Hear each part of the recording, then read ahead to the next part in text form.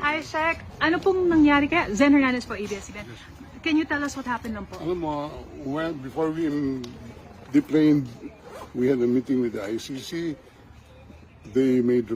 I requested that the former president be brought directly to a hospital because of his bad medical conditions. It was almost a 24-hour flight. He just came from Hong Kong, not allowed to visit his home, not even allowed to see a doctor in a hospital before he could be transported here. Now, we made the request for a hospitalization, and they gave the assurance that he will be brought to a hospital. And I asked for the name of the hospital. Up to now, they have not given us the name of the hospital.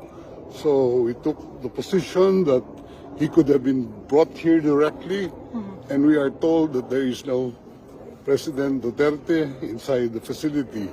We are at a loss at this time, and I think this is part of their grand plan, no? To kidnap the president, to extract the president from the Philippines, and brought to a jet without known destination.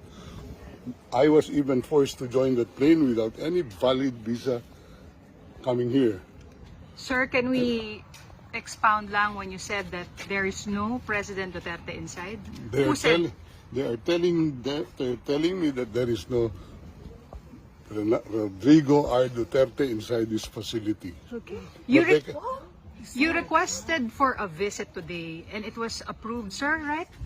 we have requested the ICC for a visit because they do not disclose what hospital he was brought to, and we assume that he was brought here last night after the planing. That's all I can say as of the moment. Is it possible he is in a hospital somewhere? I hope he is in a hospital somewhere, but not in this facility.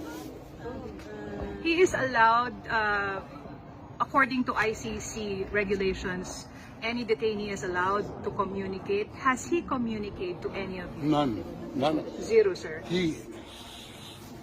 We don't have any opportunity. We don't know where he is right now. He doesn't have any. He doesn't even have his medicines with him. Pero doon po siya sa ambulance sumakay. Sinakay siya sa ambulance, binigay lang namin yung mga records yun sa kanya. And sabi, he will be well taken care of. Right. And we will be informed immediately of the name of the hospital. But hanggang ngayon, nakaka